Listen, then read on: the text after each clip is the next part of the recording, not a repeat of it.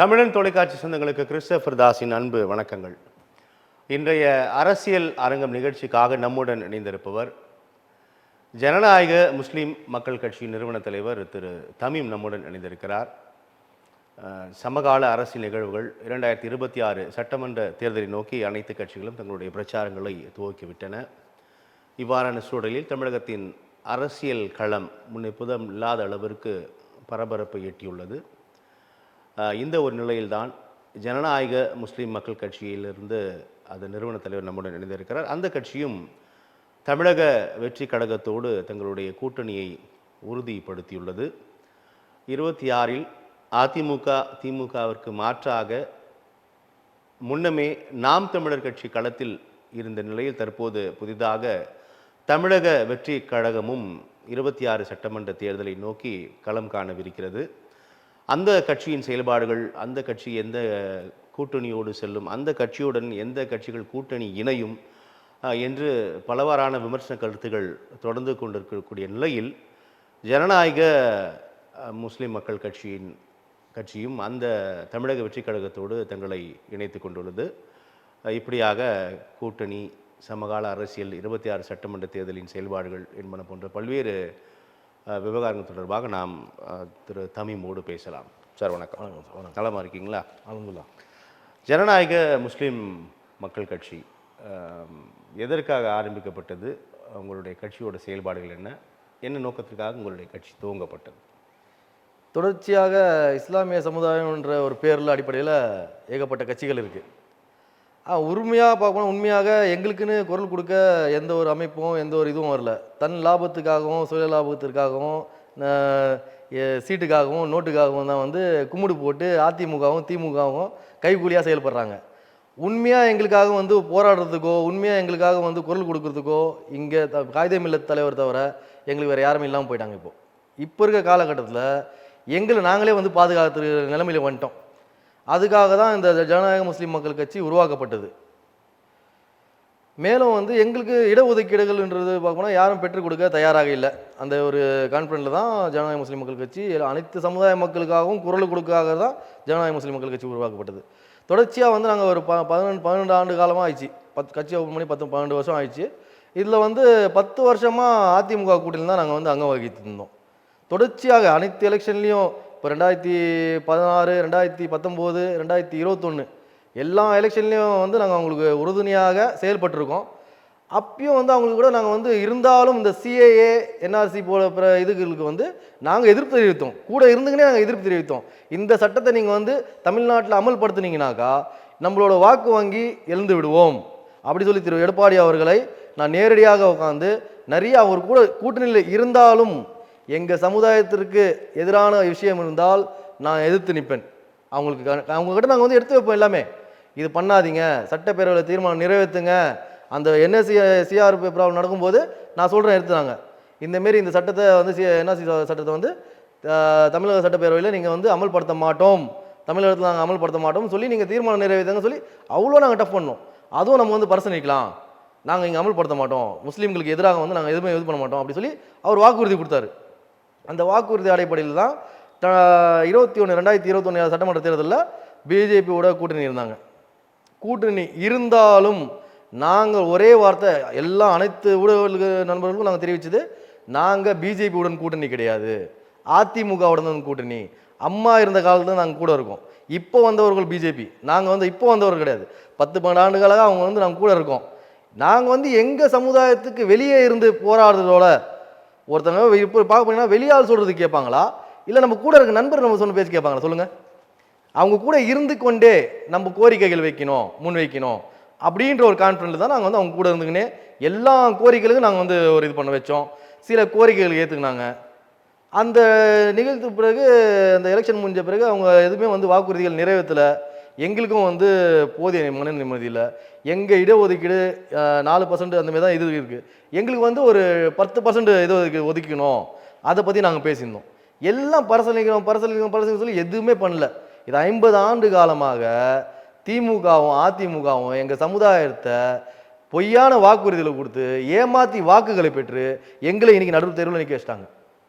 இப்போது நீங்கள் குறிப்பிட்டீங்க நிறைய கட்சிகள் இருக்குது, இஸ்லாமியர்கள் அமைப்பு இயக்கங்கள் கட்சிகள் நிறையா இருக்குது.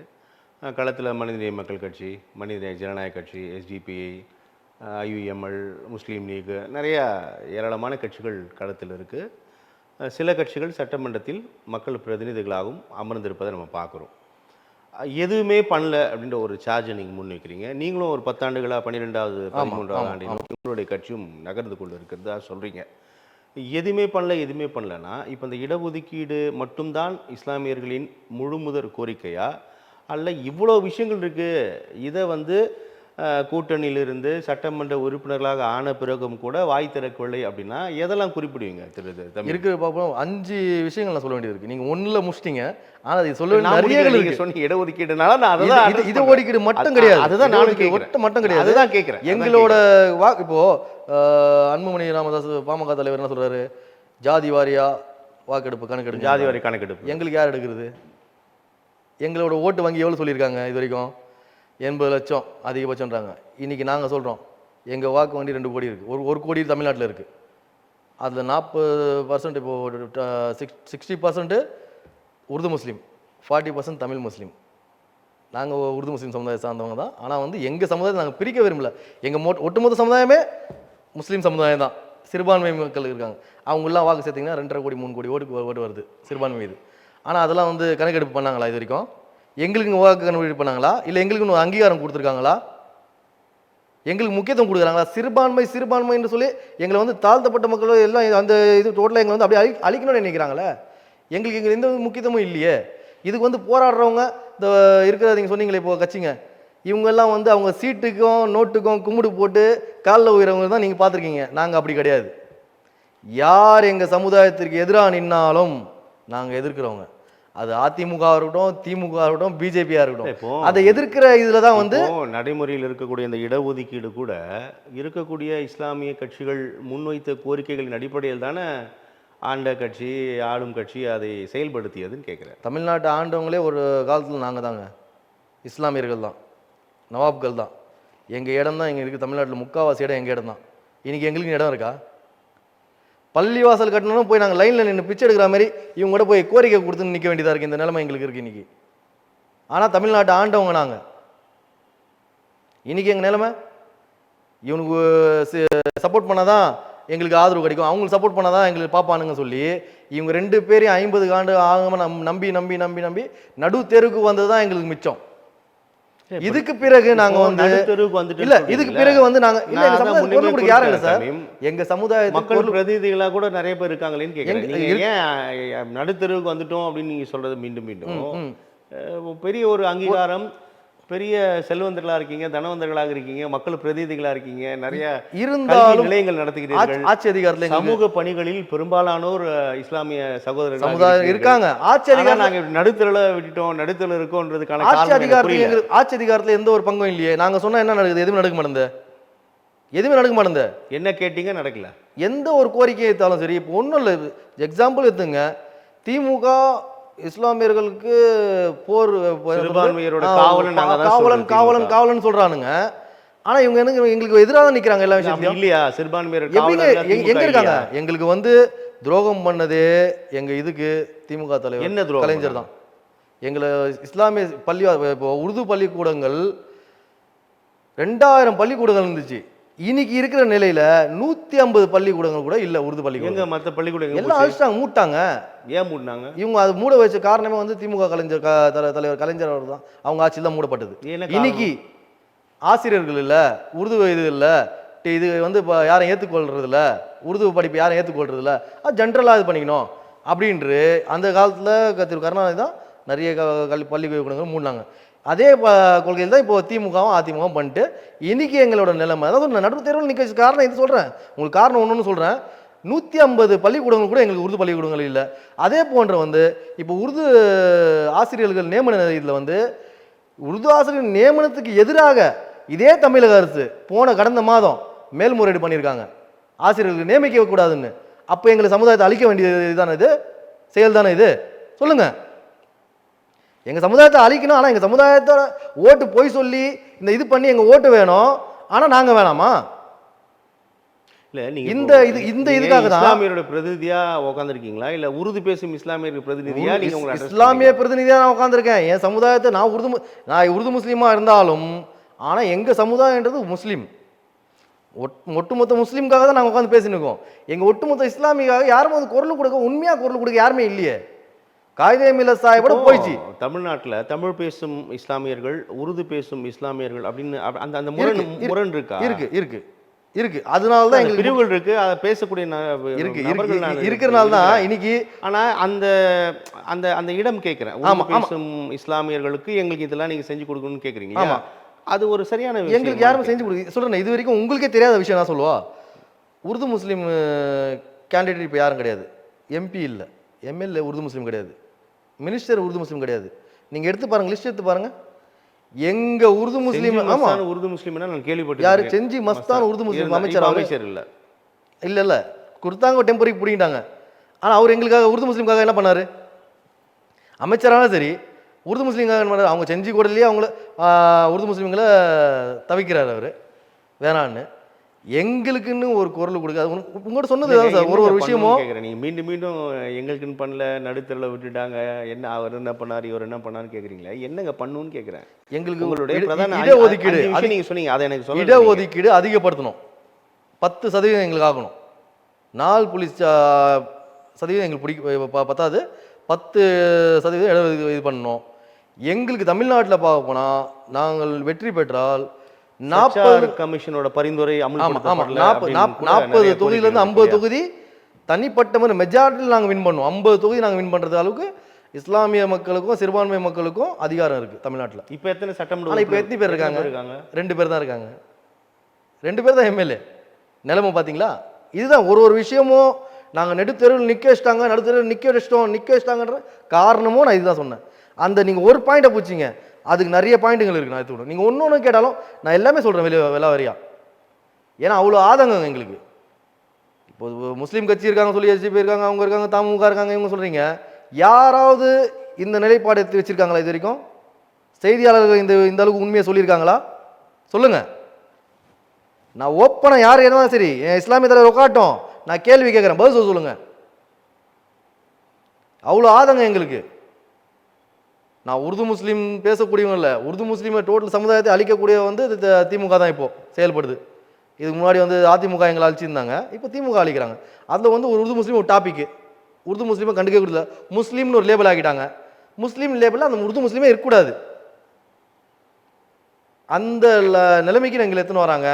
இன்னும் கொஞ்ச நாள் சொல்லுவாங்க உருது பேசக்கூடிய வந்து ஆல்ரெடி ஒருத்தர் சொல்லிட்டாரு.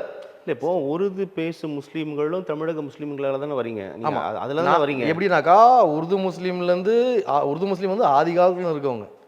நாங்கள் பரம்பரையாக தீபு சுல்தான் காகிதம் இல்லது இவங்க ரேஞ்சிங்கில் அந்த இதுலேருந்து அப்படியே வரவங்க. நாங்கள் தமிழ் முஸ்லீம்ன்றதும் கேட்டு முஸ்லீம் வந்து கன்வெர்ட் ஆகி முஸ்லீமாக வர்றவங்க, அவங்களுக்கு தமிழ் மட்டும் தான் தெரியும். உருது முஸ்லீம்ன்றது எங்கள் தாய்மொழி. முஸ்லீம்ன்றது எல்லாம் ஒன்று தான். டோட்டல் சமுதாயம் எங்களுக்கு ஒன்று தான். சிறுபான்மைன்றதும் எல்லாமே நாங்கள் ஒன்று தான், எல்லாம் டோட்டலாக. இருந்தாலும் உருது முஸ்லீம்களுக்கு கொஞ்சம் முக்கியத்துவம் கொடுக்குறதில்ல. உருது முஸ்லீம் அழிக்கணும்னு சொல்லி இந்த அரசாங்கம் செயல்படுதுன்னு உங்களுக்கு தெரிவிக்கிறேன். நாங்கள் உருது முஸ்லீம் தமிழ் முஸ்லீம் பிரித்து பார்த்து வாங்க பேச வரல. எங்கள் சமுதாயம் என்ன முஸ்லீம், எங்கள் சமுதாயம் இடஒதுக்கீடு ஜாஸ்தி பண்ணணும். அந்த இது வந்து யாரால முடியும்? இப்போ இவங்க வந்து 50 காலமாக எங்களை ஏமாத்தின்னு தான் இருக்காங்க. பொய்யான வாக்குறுதிகளை கொடுத்து எங்கள் வாக்குகளை பெற்றுக்கொண்டு எங்களை வந்து நடுத்தெருவில் நிற்க வைக்கிறாங்க. என்ன தேர்தல் வாக்குறுதியை என்ன கொடுத்தாங்க, என்ன செய்யல? தமிழ் இந்த இருக்கிற உருது முஸ்லீம்களுக்கு முக்கியத்துவம் கொடுப்போம், இடஒதுக்கீடு அதிகப்படுத்துவோம், இது போன்ற விஷயங்கள்லாம் நிறைய சொன்னாங்க. இஸ்லாமிய குறிப்பாக வந்து விசாரணை இஸ்லாமிய கைதிகள் 30 ஆண்டு காலமாக சிறையில் இருக்காங்க. அது உங்களுக்கு தெரியும். ஆயுள் சிறைவாசிகள் 30 ஆண்டு காலமாக அவங்க தப்பு பண்ணாம விசாரணை கைதிகளாக தான் இருக்காங்க, தவிர தப்பு பண்ணவும் சொல்லி வரல. இந்த கான்ஃபரன்ஸ்ல எடுத்துங்க, அந்த 30 ஆண்டு காலமாக இருக்கிற உள்ள இஸ்லாமியர்களை விடுதலை செய்வோம் சொல்லி வாக்குறுதி கொடுத்தாங்க. பண்ணாங்களா? மாறா என்ன பண்றாங்க? நல்லது செய்யறாங்க. நாங்க எங்களுக்கு அதே வந்து அவங்க வந்து வெளில வந்துட்டாங்கனாக்கா சுப்ரீம் கோர்ட்டு இவங்களுக்கு கேட்குது, தமிழ்நாடு அரசுக்கு, இவங்க வந்து விடுதலை வந்து பரிசீலிச்சு விடுதலை பண்ணிடலாமான்னு. இவங்க என்ன சொல்றாங்க, இவங்களை விடுதலை பண்ணா தமிழ்நாடு சீரழிந்து விடும், தமிழ்நாடு வந்து ஒரு கேள்விக்குறியாயிடும், தமிழ்நாடுக்கு அச்சுறுத்தல், தமிழ்நாடுக்கு ஆபத்து அப்படி சொல்லி ரீப்ளே கொடுக்குறாங்க. இவங்க எந்த அரசாங்கம்? இதே முஸ்லீம் சமுதாயத்துக்கு பாதுகாவலர் சொல்ற ஃப்ராட் அரசாங்கம். எங்களுக்கு எதிராக வந்து அங்கே நோட்டீஸ் அனுப்புகிறாங்க. இவங்கெல்லாம் வெளில வந்தால் தமிழ்நாடு சீரழிந்து விடும். இப்போது நீங்கள் 10 ஆண்டு ஆனால் அந்த வாக்குறுதி கொடுத்தாங்க அவங்க.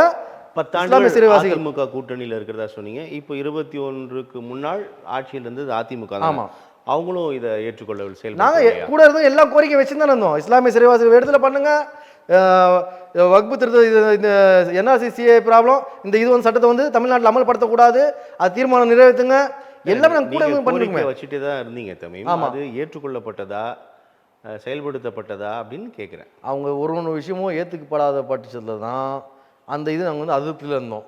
எங்களோட கோரிக்கை ஏற்க எங்கள் யாரும் தமிழ்நாட்டில் தயாராக இல்லை. ஆளுங்கட்சியாக இருந்தாலும் ஏற்க தயாராக இல்லை, எதிர்கட்சி இருந்தாலும் எங்களை ஏற்க தயாராக இல்லை. அது ஒரு எங்களை ஒரு பகட காயாக ஏன் உங்கள் கோரிக்கைகளை அல்லது இஸ்லாமியர்களோட கோரிக்கைகளை நியாயமான கோரிக்கைகள் அப்படின்னு பார்க்கலையா, இல்லை அதில் நியாயம் இல்லையா? நியாயம் இருக்குது, நியாயம் இருக்கிறதுனால நாங்கள் கேட்குறோம். ஆனால் என்னன்னாக்கா எல்லாமே ஒன்றாக வரணும். 4 பேர் இவனுக்கு சப்போர்ட் பண்ணிக்கின்னு 4 பேர் அவனுக்கு சப்போர்ட் பண்ணிக்கின்னு இருந்தால் அவங்க எப்படி ஏற்றுப்பாங்க? முஸ்லீம் இஸ்லாமிய சமுதாயத்துக்கு எல்லாமே ஒரே கட்சியை நோக்கி இருக்க மாட்டாங்க, குடையின் கீழே இருக்க மாட்டீங்க. இருக்கட்டும், நீங்க ஜனநாயக முஸ்லீம் மக்கள் கட்சி, உங்க கட்சி, நாங்க மொத்தமா வெளியில வரீங்க.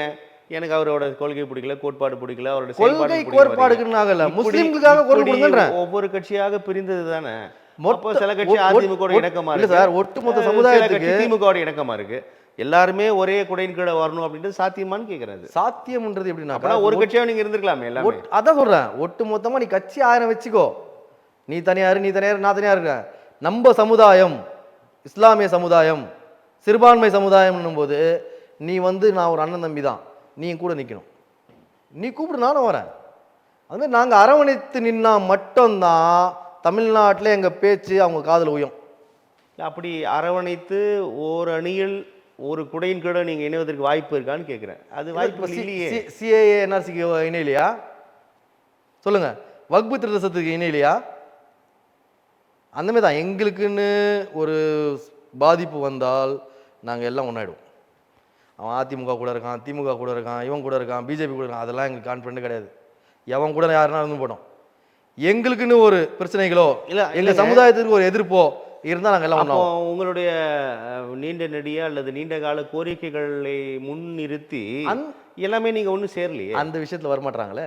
அதானே ஒரு எங்களுக்கு பின்னாடியே வந்து என்னன்னாக்கா, அவன் எதிர்த்து திமுகவை எதிர்த்து அவங்க பேச முடியல, அதிமுக கூட இருக்கவங்க எதிர்த்து பேச முடியல. அதே அதிமுக நாங்கள் இருக்கும்போது எதிர்த்து பேசினவங்க நாங்கள். அவங்க ஆட்சியில் இருக்கும்போது இதெல்லாம் பண்ணாதீங்க, இதெல்லாம் நம்மளுக்கு சாதகமாக இருக்காது, பாதகமாகிடும். அதே போல 2021 சட்டமன்ற தேர்தலில் உங்களை போன்று தமுக பேசல, மக்கள் ஜனநாயக பேச மாட்டாங்களே, பேசி இருக்கலாம். அதிமுக பேசுனீங்க, அது ஏற்றுக்கொள்ளவில்லை. அந்த கட்சிகளும் பேசி இருக்கலாம், ஒருவேளை வெளியே வரலையே. நாங்கள் பேசுறதுக்கு ஆதாரங்கள். ஆனால் ஏற்றுக்கொள்ளவில்லை என்றால் இல்லை அல்லது ஏற்றுக்கொள்ள மறுக்கிறது அப்படின்ற இடத்த நம்ம எப்படி புரிஞ்சுக்கலாம்னு கேட்குறேன். இல்லை சார், இருக்கிறது நான் என்ன சொல்கிறேன்னாக்கா, இப்போ 2021 எலெக்ஷனில் நாங்கள் அதுக்கு முன்னாடி சொல்லிட்டோம், இந்தமாரி வந்து இருக்கிற அதிமுக நீங்கள் வந்து வாக்கு வங்கி எழுந்துருவீங்க, இந்தமாரி சிறுபான்மை வாக்கு முஸ்லீம் ஓட்டும் உங்களுக்கு கிடைக்காது, நம்மளுக்கு கிடைக்காது, பார்த்து நீங்கள் வந்து இருக்கிற இதெல்லாம் வாக்குறுதியெல்லாம் திருப்பி என்னென்ன நம்மளுக்கு இஸ்லாமியர்களுக்கு சிறுபான்மைகளுக்கு சாதகமாக இருக்குமோ அதெல்லாம் நீங்கள் வந்து அறிவிங்க அப்படி சொல்லி நாங்கள் சொன்னோம். அந்த ஒரு இது அவங்கள மிஸ் பண்ணிட்டாங்க. இவங்க வந்து திமுக வந்து எப்படின்னாக்கா கொள்ளைத்தனமாக ஆட்சி பிடிச்சவங்க, நாங்கள் தான் உங்களுக்கு பாதுகாவலர் அப்படி சொல்லுவாங்கள, முஸ்லீம்களை ஏமாற்றி சிறுபான்மையோட வாக்குகள் சிந்தாமல் சிதறாமல் திமுகவுக்கு தான் செல்லும் அப்படின்னு ரொம்ப நம்பிக்கையாக சொல்கிறாங்க. இப்போ எப்படி சொல்ல முடியும்? இப்போ எப்படி கிடைக்கும்? அதான் வந்துட்டார். இப்போ தமிழக வெற்றி கழக தலைவர் தளபதி விஜய் அவர்கள் வந்துட்டார். அவர் தான் எல்லாத்தையும் வாக்குறுதி கொடுக்குறாரு, எல்லாம் மேடைக்கு மேடைக்கு வார்த்தைக்கு வார்த்தை சொல்கிறாரு.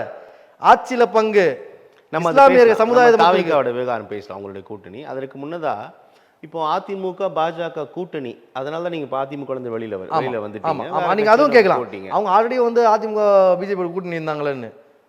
அப்போ இருக்கும்போது நீங்க கூட இருந்தீங்களேன்னு கேட்கலாம். என்ன அதுக்கும் நான் பதில் சொல்லிடுறேன்.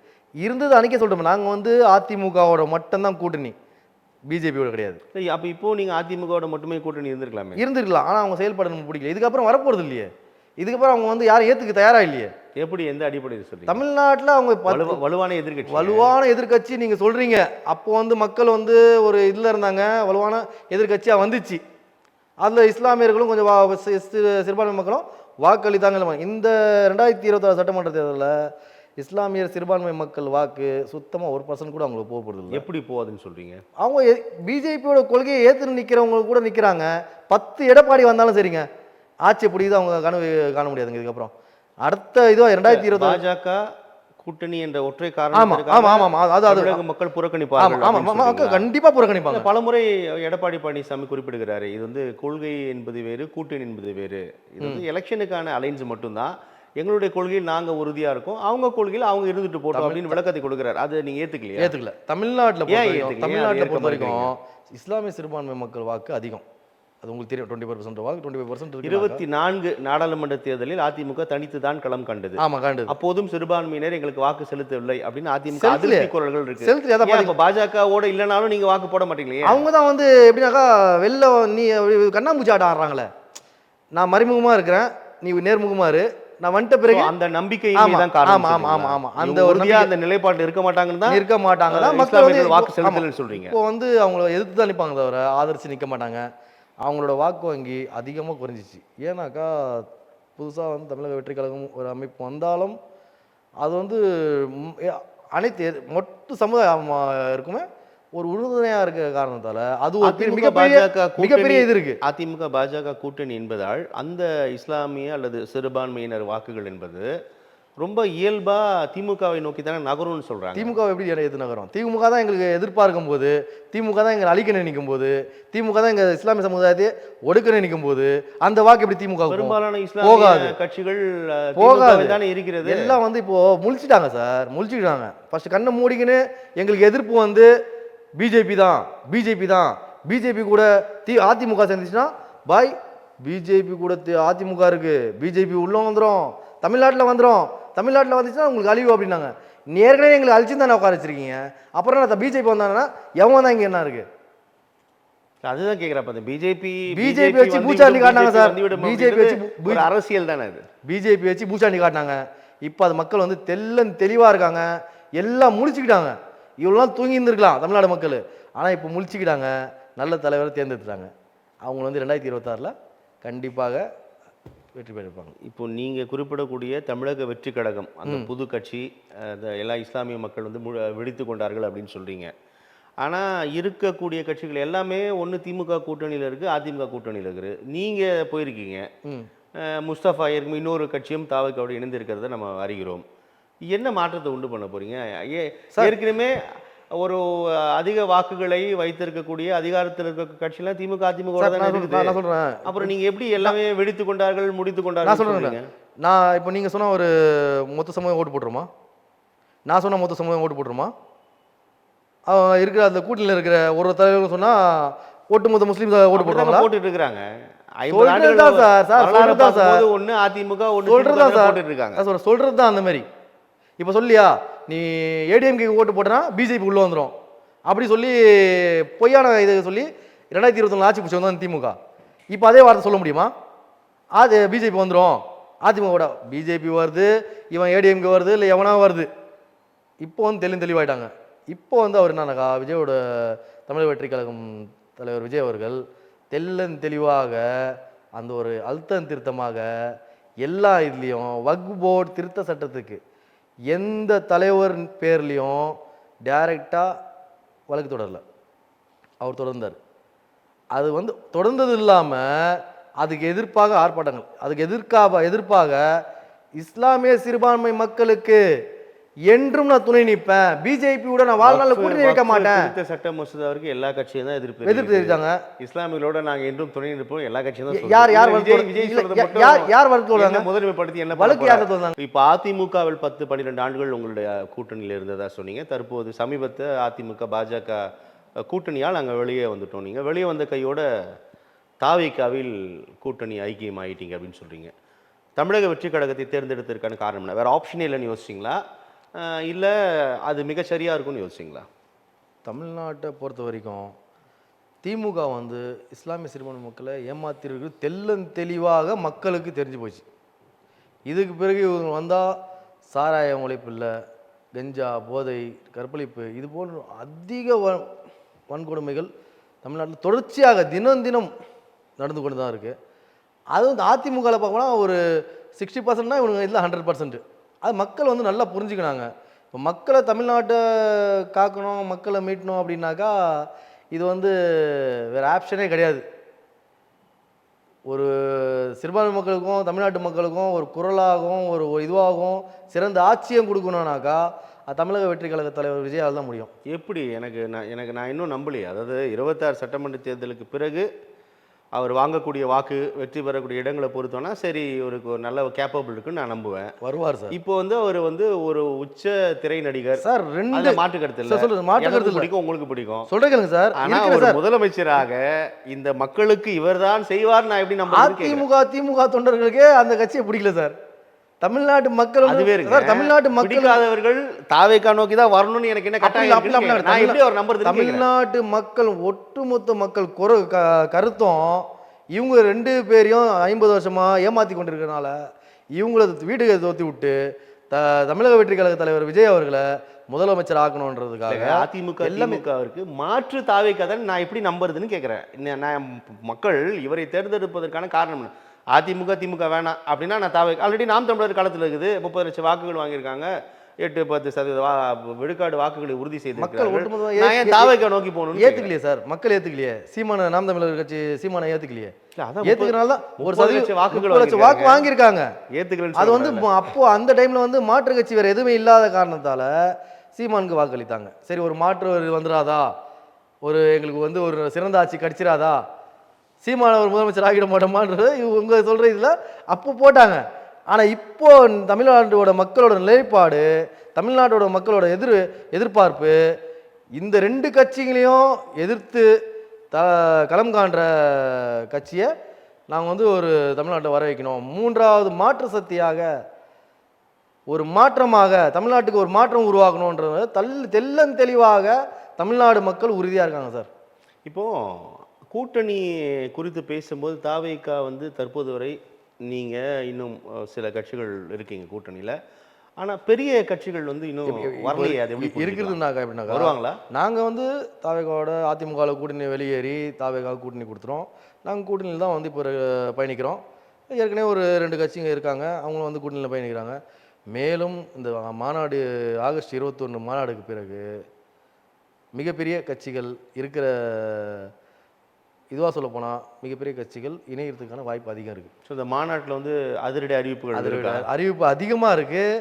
அதோட மாற்றத்தையும் வந்து 2027 சட்டமன்ற தேர்தலில் 21 ஆகஸ்ட் நடக்க போகிற மாநாட்டுக்கு 2026 சட்டமன்ற தேர்தலில் ஒரு மிகப்பெரிய ஒரு இது இருக்கும், எதிர்பார்ப்பு இருக்குது. 2வது மாநில மாநாடு, அதுக்கு நிறைய நெருக்கடி கொடுக்குறாங்க அப்படின்னு நிறைய ஏகப்பட்ட நெருக்கடிகள் சார். தாவேகாவுக்கு காவல்துறை அனுமதி கொடுத்துட்டாங்க. அனுமதி கொடுத்தாலும் மாற்று தேதியில மட்டும் மாற்று தேதினா ஏன்னாக்கா அன்றைய தேதி வந்து விஜயகாந்தோட பிறந்தநாள், இவங்க வந்து அதை வச்சு காட்டுவாங்க, அதை வச்சு மாஸ் பண்ணுறாங்க. யாரை காட்டினாலும் யாரை இது பண்ணாலும் எங்களுக்கு தமிழக வெற்றி கழகத்திற்கு சொல்லி பலம், பெரிய பலம், அது தனி பலம். அது வந்து யாராலையும் அசைச்சு பார்க்க முடியாது. அது உண்மை. இன்னொன்று, ஃபஸ்ட்டு இந்த மாநாடு நடக்கிறதுக்காக ஏகப்பட்ட நெருக்கடிகள். எப்படி போன மாதத்தில் இந்த அஜித்குமார் அவரோட இறப்புக்கு ஆர்ப்பாட்டம் வந்தார் சென்னையில் பண்ணும்போது, அண்டை மாவட்டங்கள் சென்னை விட்டு காஞ்சிபுரம், செங்கல்பட்டு, திருவள்ளூர் மாவட்டங்களில் ஆட்கள் தொண்டர்கள் வர்றதுக்கு வர விடாமல் ஆங்கே வண்டிகளை வந்து பேருந்துகளை வந்து வழிமறித்து ஆர்ப்பாட்டத்தில் கலந்து கொள்ள யார்? திமுக அரசாங்கம். இதே காவல்துறை அதிகாரிகள் ஆங்கங்கே செங்கல்பட்டுலேருந்து வர முடியல, எங்கேருந்து வர முடியல, எந்த இல்லைருந்து வந்து வண்டிங்க பங்கேற்கணும். அப்படி இருந்தும் 2 லட்சம் பேர் அங்கே நின்றாங்க. அப்போ வந்து இந்த ஒரு எந்த கட்சிக்கு இந்த அளவுக்கு ஒரு எதிர்பார்ப்பு வந்திருக்கு சொல்லுங்கள்? எந்த கட்சி ஒரு தொடங்கி இவ்வளோ ஆதரவு, இவ்வளோ வந்து ஒரு சொல்கிறது எப்படி தோரணையாக இவ்வளோ மக்கள் ஆதரவு, இவ்வளோ சப்போர்ட் எப்படி கிடைச்சிருக்கு? இந்த கூட்டம் எல்லாமே வாக்குகளாக மாறுமா அப்படின்றத 26 சட்டமன்ற தேர்தல் தான் தீர்மானிக்கணும். ஆமாம் சார், ஆமாம் சார். இப்போது இருக்கிற எல்லாம் அனைத்து நீங்கள் சொல்கிறது எல்லாம் உண்மை. இப்போ ஒரு நிகழ்ச்சியும் பண்ணும்போது திமுகவும் அதிமுகவும் தூக்கம் தொலைஞ்சிட்டு ஒரு இதில் உட்காந்துருக்காங்க. எப்படி நம்ம ஆட்சி கை விட்டு போகுது? சாதாரணமாக இந்த வந்து ஒரு நடிகர் வந்து எனக்கு இவ்வளோ பெரிய தலைவனாக உருவாகி நிற்கிறாரு, மக்கள் சக்தியாக நிற்கிறாரு. இதே நிலை போச்சுன்னா தமிழ்நாட்டில் 26 சட்டமன்ற தேர்தலில் விஜய் முதலமைச்சர் ஆகிடுவார். இப்போ 234 தொகுதியிலையும் வந்து ஒவ்வொரு தொகுதியிலும் 30 விழுக்காடு வாக்குகளை பெற்றாக வேண்டும் நீங்க ஆமா. வெற்றி பெறதுக்கு. ஒரு தொகுதியில 30% ஓட்டர்ஸ் இருக்காங்களாங்க சார் தாவேக்காக்கு? இப்போ நீங்க எடுத்தீங்கன்னாக்கா உங்க வீட்ல எங்க வீட்ல இப்போ என் வீட்ல பார்க்க போனா ஒரு 10 ஓட்டு இருக்கு சார். ஐயா 10 ஓட்டுல நான் வந்து பக்கா ஃபர்ஸ்ட் ஆரம்ப கட்டத்துல இருந்து அதிமுக தான் ஓட்டு பழக்கம். நான் ஓட்டு போடுறதுல இருந்து அதிமுக தான் ஓட்டு போட்டிருக்கேன். இப்போ என் நிலைப்பாடு என்ன? நான் யாருக்கு ஓட்டு போடுவேன்? தாவேக்காக தான் போடுவேன். என் ஃபேமிலியில் திமுக தான் ஓட்டு போட்டிருக்காங்க 8 ஓட்டு. இப்போ 8 ஓட்டு அந்த கணக்கு வச்சிங்கன்னா தாவேக்கா தான் போடுறாங்க. ஒரு குடும்பத்துலேயும் 5 ஓட்டு தாவேக்காக போகுது சார். அவன் 10 பேராக இருந்தாலும் சரி 5 ஓட்டு தாவேக்காக போச்சுன்னா எங்கள் தமிழ்நாட்டை வந்து ஆட்சி பிடிக்குதானே எல்லா பலமும் எங்களுக்கு இருக்குது சார். இப்போ இருக்கிற இளைஞர்கள் இதெல்லாம் இளைய இதெல்லாம் இளைய போடுவாங்க. இளைய 5 இளைய பேர் போடுவாங்க, 8 பேர் போடுவாங்க, என் பிள்ளைங்க போடுவோம், என் அண்ணன் தம்பி போடுவாங்கிறது எல்லாம் கணிப்புங்க. கணிப்புன்றது எல்லாமே அவர் நடிகரா ஒரு பெரிய ஹீரோவுக்கான மாஸ்ல இருந்து இல்ல பேசல. இல்ல இல்ல இல்ல ஆனா இல்ல சார் எல்லாம் தமிழ்நாடே நடிகர் வந்து என்பவர் வேறு, தலைவர் என்பவர் வேறு. தமிழ்நாடே வந்து இப்போ எதிர்கொண்டிருக்கிறது. நல்ல தலைவன், சிறந்த தலைவன் எங்களுக்கு கிடைக்க மாட்டானா ஏங்கி கொண்டிருக்குது. சிறந்த ஆட்சி எங்களுக்கு கிடைச்சிடாதா? தலைவனாக விஜய் தான் இருக்காருன்னு கேக்குறேன். அந்த லேபல்ல இப்போ அவர் விட்டா வேற எந்த தலைவனும் இல்லைங்க. தமிழ்நாட்டை வந்து தலை நிமிர்த்தி வைக்க ஒரு சிறுபான்மையிலிருந்து சார்ந்த ஒரு ஜோசப் விஜய் என்றவர் அந்த ஒரு எப்படி சொல்றது எல்லா இதுக்கும் வந்து பக்கபலமா இருக்காருங்க. இப்போ வாக்குறுதிகள் கொடுக்கறது மட்டும் நிறைவேற்றினா மட்டும் போதாது நீங்க சொல்றீங்க. வாக்குறுதி கொடுத்துருக்காரு நிறைவேற்றுவான்னு தெரியுமான்னு கேட்குறீங்க. எந்த கட்சி நிறைவேற்றிருக்காங்க இவங்க? ஆனால் அவங்க வந்து ஆட்சிக்கு வர்றது முன்னாடியே மக்களுக்கு சப்போர்ட்டாக இருக்காங்க இல்லையா? என்ன மக்களுக்கு உறுதுணையாக இருக்காங்க இல்லையா? சப்போர்ட்டா இருக்காரு, என்ன குரல் கொடுக்குறாரு? இப்போ வகுப்பு திருத்த சட்டமா இருக்கட்டும், மக்கள் பிரச்சனையாக அது எல்லா கட்சியும் தான் எல்லா எதிர்க்கிறாங்க. கட்சியிலும் பொய்யான தான் கொடுக்குறாங்க. பொய்யான ஆட்சியில் இருக்கக்கூடிய திமுகவே அதுக்கு எதிர்த்து சட்டமன்ற தீர்மானம் நிறைவேற்றுதுங்க. நிறைவேற்றுறாங்க. இப்போ அவங்களுக்கு ஆட்சி அதிகாரத்தில் இருக்கக்கூடிய கட்சியே தீர்மானம் நிறைவேற்றுகிறது. இப்போ அதுல இருந்து தாவேக்கு என்ன பண்ணிட போறாருன்னு கேக்குறேன். கள்ள கூட்டணி நடத்தி வச்சிருந்தானே அவங்க வந்து மக்கள் மத்தியில் நாடகம் ஆடுறது தமிழக மக்களுக்கு நல்லா வந்து வெளிச்சம் போட்டு காட்டுறாங்களே. நாங்கள் வந்து பிஜேபிக்கு பி டீமு, ஏடிஎம்கே பிஜேபிக்கு ஏ டீம்னா திமுக பிஜேபிக்கு பி டீம். எப்படி சொல்றீங்க? எல்லா இதுவும் இப்போ அவங்க நேர்முக இது சார். ஏடிஎம்கே வந்து நேர்முகமாக தொடர்பு கொண்டு வச்சிருக்காங்க. நேரடி கூட்டணி, அவங்க மறைமுக கூட்டணி. மறைமுக கூட்டணி தான். அதான் எல்லா தொலைக்காட்சியும் நான் சொல்கிறேன் சார். அவங்கள எதிர்த்து என்ன சார் பண்ண முடியுது? இதே வந்து போன 2016 இதில் வந்து இவங்க 2019 38 நாடாளுமன்ற உறுப்பினர் பெற்றாங்க திமுக. பிஜேபியை எதிர்த்து தமிழ்நாட்டில் என்ன பண்ண முடிஞ்சுது? ஒரு குரல் கொடுக்க முடிஞ்சுதா? இப்போ கடந்த இந்த எம்பி எலெக்ஷனில் வின் பண்ணியிருக்காங்க நாடாளுமன்ற தேர்தலில். என்ன பண்ணிட முடிஞ்சுது? என்ன கோரிக்கையை பெற்று இங்கே என்ன வந்து நிறைவேற்றிருக்காங்க? அவங்கள எதிர்த்து வந்து இவங்க வந்து ஒரு செயல்பாடு பண்ண முடியுதா? மாணவி இந்த கல்வி நிதி ஆண்டோட ஆர்டியோட நிவாரண நிதியே வந்து இவங்க பேர துப்பு இல்லை, தரமாட்டாங்களே மத்திய அரசு. கேட்கணும் சார். இவங்க வந்து எப்படின்னாக்கா நாங்கள் கேட்குறோம், கொடுக்க மாட்டாங்க. மும்மொழி கொள்கை ஏற்றுக்கொண்டாதான் நாங்கள் தருவோம்னு சொன்னாங்க. என்ன நாங்கள் கேட்குறோம், நாங்கள் கொடுக்குறோம். மாநில உரிமைகளை தொடர்ந்து வஞ்சிக்கிறது தாங்க திமுக சொல்லுது. மாநில உரிமைகளை தொடர்ந்து முடக்குறாங்க பாஜக தான் திமுக சொல்லுது. அந்த ஒரு குற்றச்சாட்டு மட்டும் வச்சுட்டு மற்றபடியான எல்லா இவங்க வந்து அங்கே பாசிலோ பண்ணிக்கிறாங்க. அவங்க பிரச்சனைக்கு அவங்க பையனுக்கு ஒரு பிரச்சனைனா ஓடுறாரு இங்கே இந்த டெல்லிக்கு. மக்கள் பிரச்சனைக்கு ஓடுறாங்களா இவங்க? ஓட வேண்டியதானே அடிக்கடி. அம்மா இருக்கும்போது போலியா? புரட்சி அம்மா ஜெயலலிதா அம்மா இருக்கும்போது போலியா அவங்க?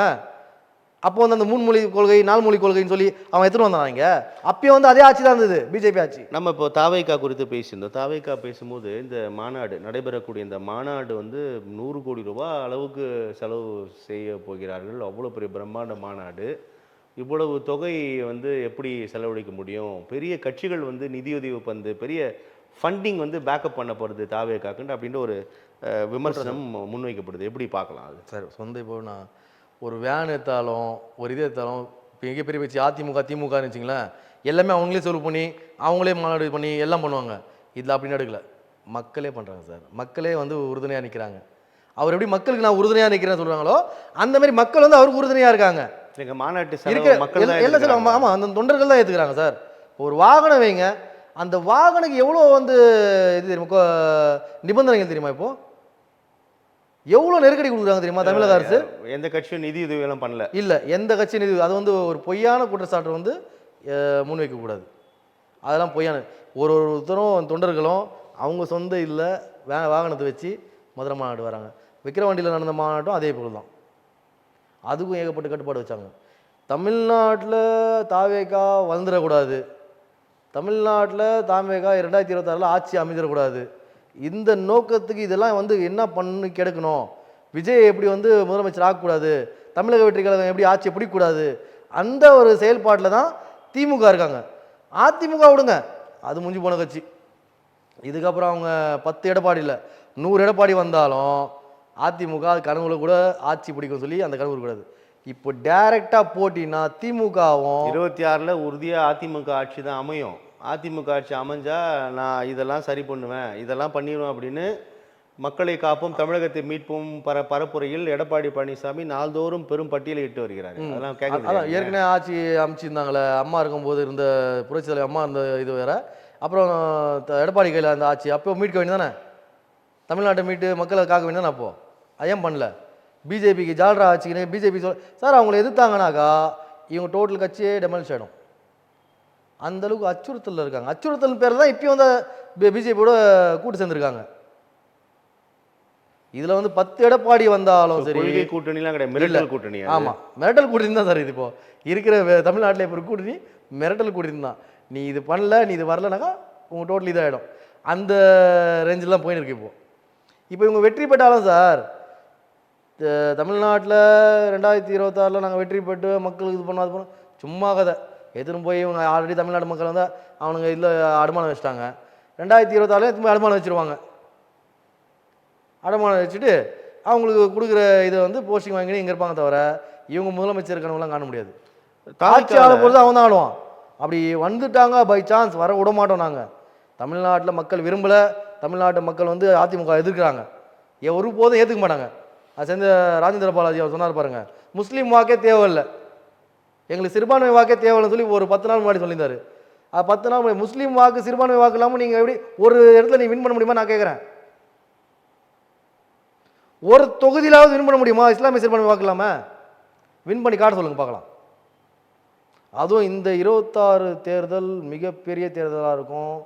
திமுகவுக்கும் தாவேகாவுக்கும் மட்டும்தான் போட்டி. 3வது அணி 4வது அணின்னு சொல்லி எந்த அணியும் இங்கே இல்லை எங்களுக்கு கணக்கில். தாவேகாவோட நிர்வாகிகள் நியமனத்தில் மாவட்ட அளவில் கடுமையான அதிருப்தி இருக்குது. திமுக அதிமுக போன்றே காசு வாங்கிட்டு நிர்வாகிகளை நியமிக்கிறார்கள்,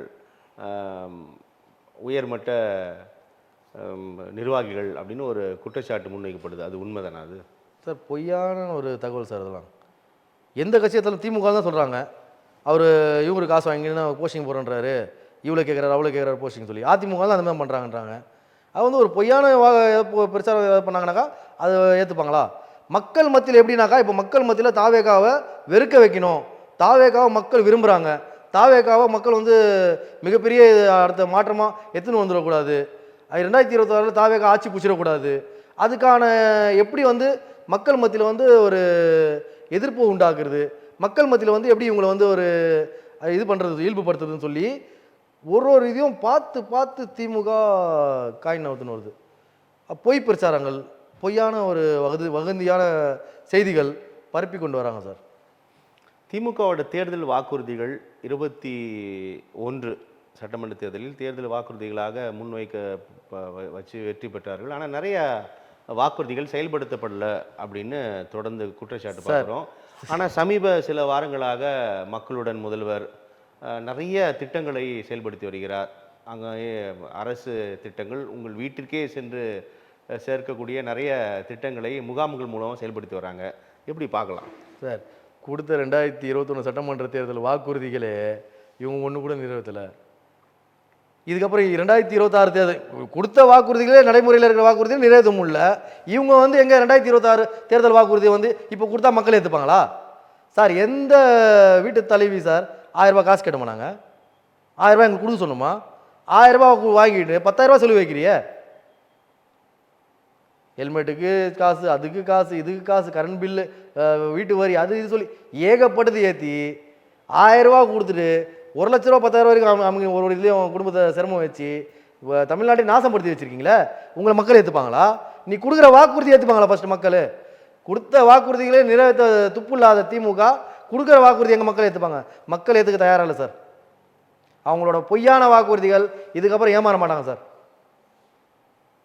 இப்போ சமீபத்திய இந்த அறிவிப்புகள் தொடர்பாக நிறைய விமர்சனம் வந்திருக்கு. மக்களுடன் முதல்வர் அவங்க அப்படின்னு அதான் சொல்கிறேன் சார், எப்படி ரொம்ப விரைவாக செயல்படுத்திட்டு இருக்காங்க. எந்த இது பார்த்தாலும் கொடுத்த வாக்குறுதி, இப்போ நீங்களா இருக்கட்டும் நானாக இருக்கட்டும், ஒருத்தவங்கள்ட்ட ஒரு வாக்குறுதி கொடுக்குறேன்னு வச்சுங்களேன், பாதா எனக்கு நிறைவேற்றுறேன்ப்பா அப்படின்னு சொல்லி நிறைவேற்றினாதான் அடுத்த முறை என்ன வந்து பாயை சொன்னார் நிறைவேற்றிட்டார் அப்படின்வாங்க. இதே நான் நிறைவேற்றாம சும்மா பொய்யான வாக்குறுதி கொடுத்தா சொல்லாததையும் நாங்கள் மக்கள் செஞ்சிருக்கோம். மக்கள் உரிமை தொகை, மகளிர் உரிமை தொகை கொடுத்துருக்கோம், பேருந்து இலவச பேருந்து விட்டுருக்கோம். அதான் ஒருத்தர் அதான் சொன்னார், ஓசி பஸ்ஸுன்னு. அவரோட நிலைமை பார்த்தீங்களா இன்னைக்கு? அவர் பண்ணுறது எல்லாம் ஓசி சார். அவருக்கு வாகனம் ஓசி, எல்லாமே தங்குறது ஓசி, திங்கிறது ஓசி, பறக்கிறது ஓசி, நடக்கிறது ஓசி, எல்லாமே ஓசி. அவர் வச்சுக்கின்னு மக்களை ஓசின்னு சொன்னார். அவரோட நிலைமை இந்த மாதிரி ஆயிடுச்சு. அது ஓசின்னு யாரும் கேட்கலையே சார். பஸ்ஸு கேட்டாங்களா? 1000 ரூபா பணம் கேட்டாங்களா? எதுவுமே கேட்கலையே சார். அதெல்லாம் கேட்டு சும்மா ஒரு கண் துடைப்புக்கு கொடுத்துட்டு மக்கள்கிட்டே கொள்ளடிக்கிறாங்களே, இது மக்கள் எப்படி ஏற்றுப்பாங்க? அது வேணாம். இந்தோட எங்களோட சகவாசமே மக்கள் வேணான்றது தான். மாற்று சக்தியா தமிழகத்தில் 2026 மாற்று சக்தியா தாவேகா தலைவர் விஜய் அவர்களை முதல்வர் அமைச்சர் ஆக்கணும் சொல்லி ஆங்காங்கே நாங்கள் கணக்கெடுப்பு எடுத்ததில் எல்லார் குடும்பத்தாரையும் விஜய் தான் முதலமைச்சர் ஆகணும்னு சொல்லி விரும்பி கொண்டு இருக்காங்க சார். தமிழகத்தோட அரசியல் களம் பார்த்தீங்கன்னா கடந்த 60 ஆண்டுகளில் பேசி ஆட்சி பிடித்த கட்சிகள் தான் இங்க அதிகம், தலைவர்கள் தான் இங்க முக்கியமான. பொய்யான வாக்குறுதிகள் கொடுத்து ஆட்சி பிடிச்சது அதிகம். அந்த இடத்தில் தாவேகா தலைவர் விஜய் வந்து 5-10 நிமிடங்களை கடந்து பேசவே மாட்டாரு, பேச விட மாட்டாங்க சார். ஆர்ப்பாட்டத்தில் கூட 6-7 நிமிடங்களில் பேச்சு முடித்து விட்டு போயிடுறாரு. அவ்வளோதான் அவருக்கு கண்டென்ட்டு. தமிழக அரசியல் களம், தமிழக அரசியலை பற்றி முற்றாக அவருக்கு தெரியக்கூட இல்லை. அதை முன் வச்சு பேசக்கூட அவரால் முடியாமல் இருக்குது. அவர் எங்கே தலைவராக வருவார், அவர் எங்கே முதலமைச்சராக வருவார்லாம் விமர்சனம் பண்ணுறாங்க. சார் சொல்லுங்க, ஏகப்பட்ட நெருக்கடி சார். 5 நிமிஷத்துக்கு மேலே பேசக்கூடாது சொல்லி பர்மிஷன் கொடுக்குறானுங்க. 10 நிமிஷத்துக்கு மேலே பேசக்கூடாது பர்மிஷன் கொடுக்குறாங்க.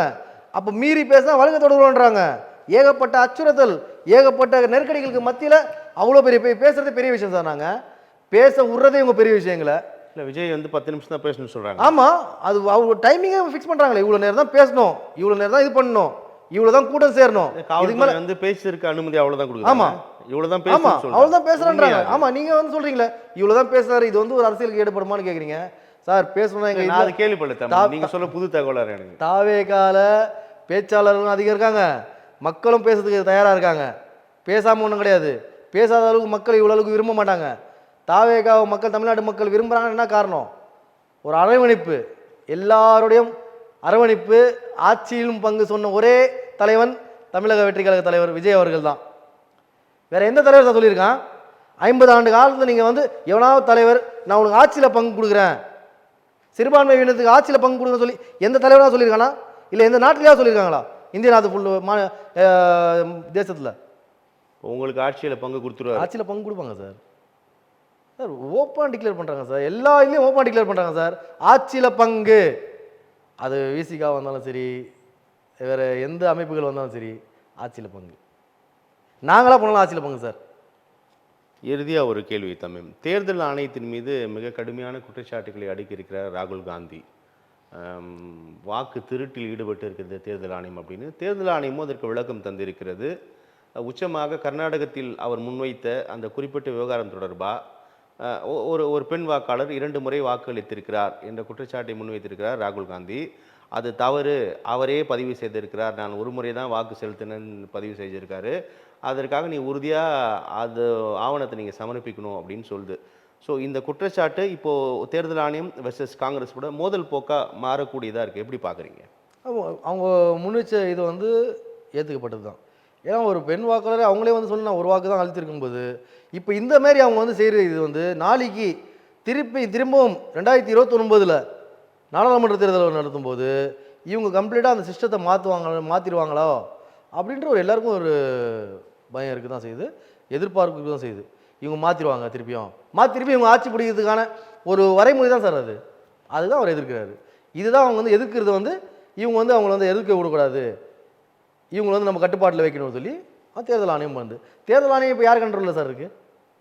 அது ஒரு தன்னாட்சி அதிகாரம் பெற்ற அமைப்பு. அப்படி தன்னாட்சி அமைப்பாளர் அந்த மோடி இருக்கிற பிரதமர் அவர் கையில் தானே இருக்குது. அவர் கண்ட்ரோல் தானே எல்லா இதுவும் இருக்குது. இடி யார் கண்ட்ரோலில் இருக்குது? அது ஒரு தன்னாட்சி அதிகாரம் பெற்ற அமைப்பு. அது வேற என்ன வெளிநாட்டில் கவனிக்கிறாங்களா? இல்லை ஐநா சபா அது வந்து கண்ட்ரோலாக இருக்கா, ஹெட்டாக இருக்கா? இவனுக்கு தானே ஹெட்டு. இவங்க நினைச்சா என்ன வேணாலும் மாற்று பண்ணிடுவாங்க சார், எல்லாமே மாற்றிடுவானுங்க. இப்போ ஆட்சி பிடிச்சதே இப்போ தொடர்ச்சியாக 3 வாட்டி வந்துட்டாங்க, 3 வாட்டி அந்த நேர்மையாக ஜெயிச்சாங்க. நேர்மையாக ஜெயிக்கல சார், திருட்டுத்தனமாக ஜெயிச்சது தான். நன்றி தமீம், உங்களுடைய வருகைக்கும் கருத்து பதிவிற்கும் மிக்க நன்றி. சொல்லி முடியுங்க. இருக்குல்ல, இப்போ இருக்கிற 2026 மக்கள் விரும்பும் ஆட்சி தமிழக வெற்றி கழக ஆட்சி தான்.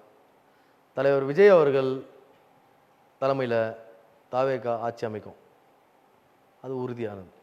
நன்றி தமீம், பொறுத்திருந்து பார்க்கலாம். மக்கள் தீர்ப்பை மகேசன் தீர்ப்பு என்று கூறுவார்கள். உங்களுடைய வருகைக்கும் கருத்து பதிவிற்கும் மிக்க நன்றி. நன்றி சார்.